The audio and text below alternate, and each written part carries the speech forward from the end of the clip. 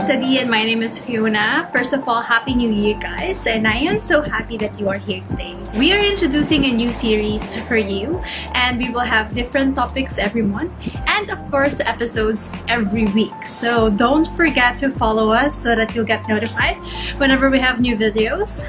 So our topic for this month is planning your move to Canada. So how do you plan your move to Canada? So the first thing that you will need to do is to do some bit of a reflection. It is asking yourself questions. Am I really fit for a life abroad? Do I have a friend or a relative or any family that I can live with in Canada, or will I be living alone? And also consider your lifestyle, because you will be living here for a bit of a long time and you don't want to regret your decision in the long run. Are you more of a city girl or a countryside vibe? Or are you okay with anywhere else as long as it's cheap? Next is knowing the program that you want to take here in Canada. Do you have any skills or basic knowledge on that field to back it up?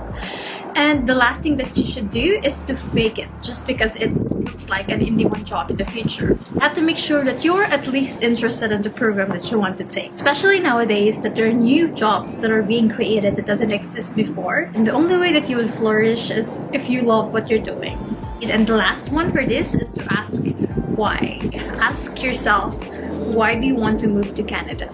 Not only would help you with your statement of purpose, but it would also help you on challenging times here in Canada. So once you're done with your mindset work and asking yourself why, the next step for you is to find out if you're eligible. This is finding out the initial requirements for the specific program that you want to take.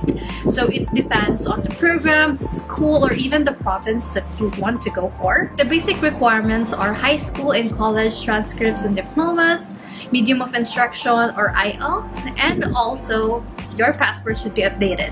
So the next one that you should find out is the tuition fee. Can you or your sponsor afford your studies abroad? Now again, this tuition fee depends on the program, the school, and the province that you want to go for.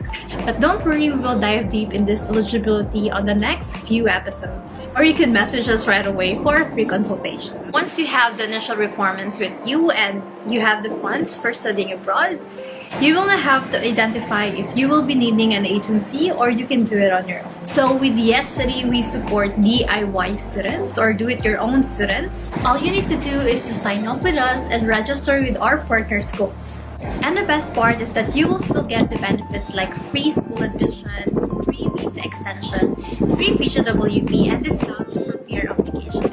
So if you're ready to study in Canada, message us for a free 15-minute consultation so you'll know your options. I hope that you've learned something from this video. Again, my name is Fiona and see you next week for the next episode.